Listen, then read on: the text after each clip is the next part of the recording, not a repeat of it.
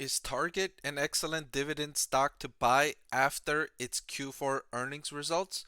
I'm going to answer that question in this video by doing a review of its latest quarter's earnings results. So let's get right into it. So revenue increased by 1.2% for Target in its latest quarter to 30.9 billion. Of course, the company had been thriving ever since the onset of the pandemic when several other retailers, non-essential retailers, were forced to close. Restaurants, theme parks, concerts, entertainment venues were all forced to close. Consumers were given stimulus checks and all kinds of other fiscal stimulus. So consumers had more money, fewer places to spend it, and Target was a prime beneficiary of those dynamics during the earlier stages of the pandemic. Revenue is way up since 2019, so the fact that it was able to grow on top of those elevated levels was impressive, right? We were expecting Target's growth to slow down eventually. It wasn't going to thrive the way it was when consumers had all that extra stimulus money and when they had fewer places to spend it. Now that people have more things to do with their time and their money, you're expecting Target to experience a bit of a decrease in that. But this is really good to still maintain that level and grow a little bit on top of it was solid. The more difficulty is coming from Target's profitability. Earnings per share fell to $1.89. That was down 41% from $3.21 in Q4 last year. Now, this stemmed from Target's, how should I word this?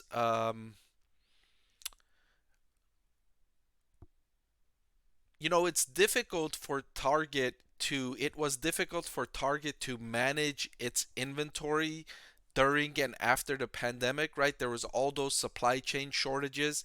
Target had to order their inventory more and more and more in advance, and it didn't know quite when the economy was going to reopen and when consumer behavior was going to shift. So Target ordered in advance all of this inventory that people were buying during the earlier stages of the pandemic, things like flat screen TVs, pajamas, board games, things that we needed more when we were spending more time at home. And so by the time all of that inventory was brought to Target stores from its overseas manufacturers, consumer behavior had shifted. And so Target was stuck with all of this inventory of the type that consumers didn't want as much anymore. So it's been on this aggressive cost cutting campaign to try and get rid of that inventory, right? And so inventory in these discretionary categories, Target was able to lower by 13% from the same quarter last year.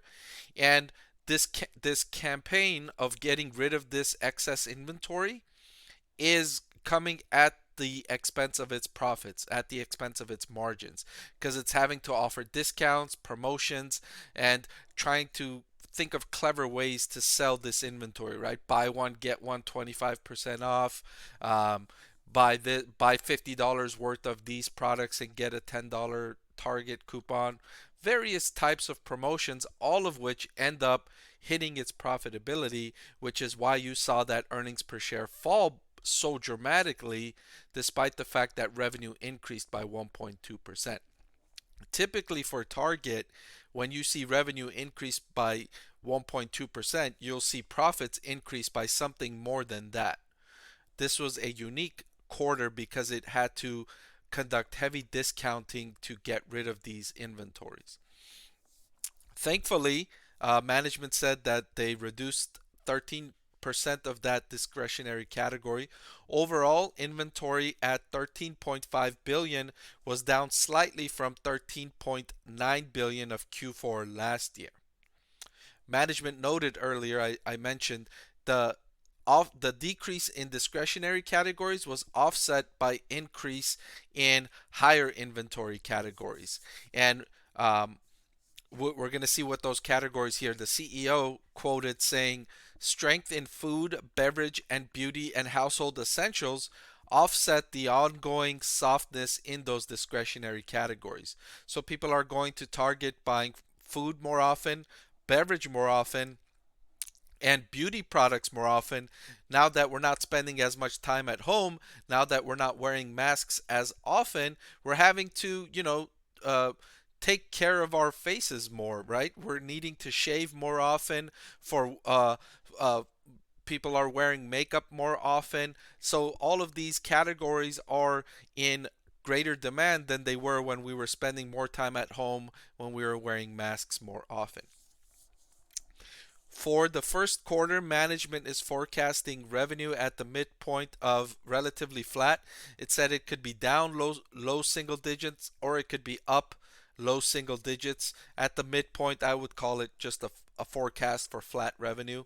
Operating margin of 4.5% in Q1. Now keep in mind, during the peak, during its height of the pandemic, Target's operating profit margin exceeded 8%, right? Those are record highs for the company. Normalized operating margins, let's say looking at Target from 2019 and before, around 6%. Okay, so forecasting Q1 revenue of 4.5% is not too far behind the 2019 level. And most of the decrease in this category is because I think Target, and in fact, that's what management said, is still working on getting through some of those inventories of the discretionary categories, right? They only reduced it by 13%. So there's more room to go there. For all of 2023, Target is again forecasting flat revenue, could be down low single digits, could be up low single digits. And operating income is going to grow by more than $1 billion for 2023. So that's excellent that it's forecasting operating income growth for the year. And saying that operating margin could recover to over 6% in 2024. So this will be the year where Target kind of normalizes the business, and then in 2024 it gets back to its pre-pandemic trend of operating margins around 6%, right?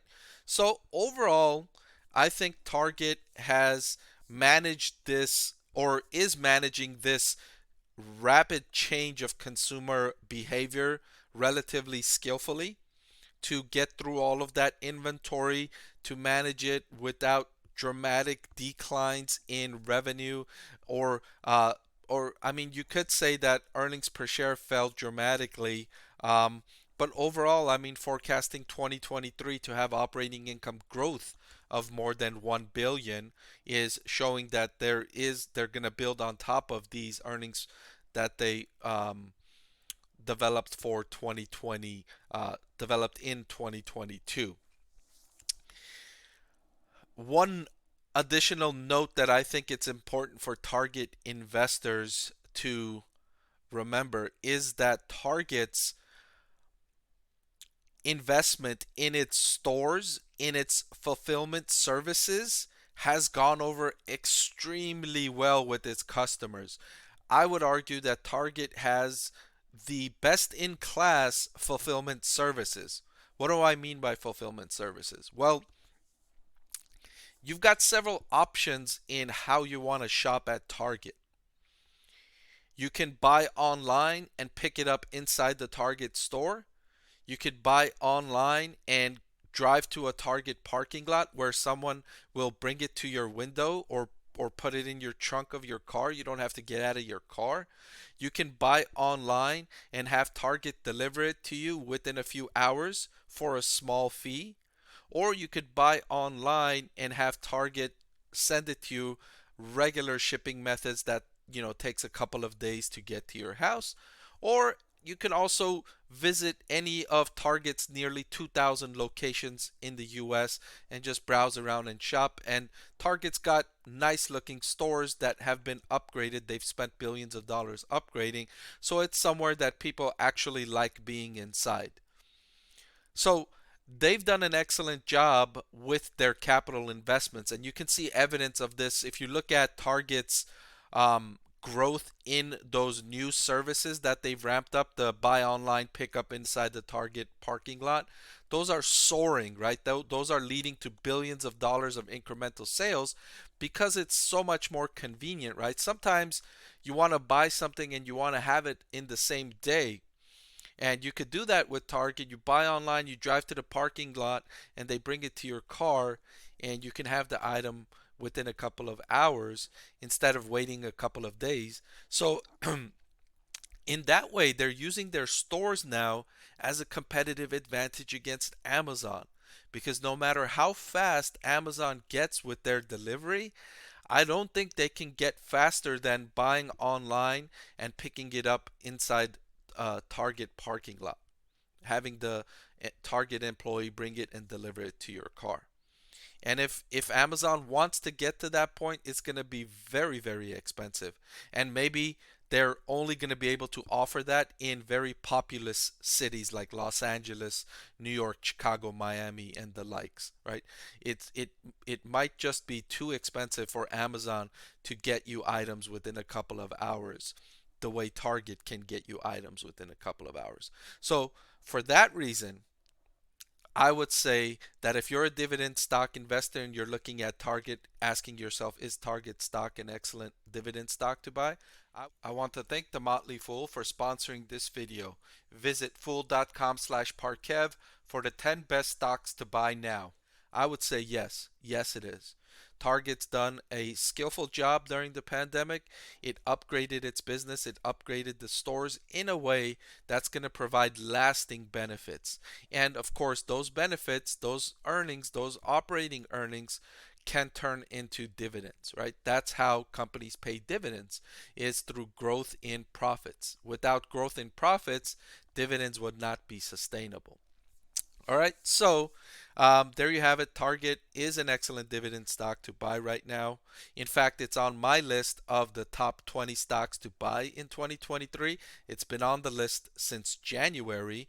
And if you want that video showing you that list and how my stock portfolio has been doing, I'll link to that here. So please go ahead and go watch that right now. And if that one doesn't interest you, I'll link to another video also down below over there. All right, so I'll see you over there. Thanks for watching.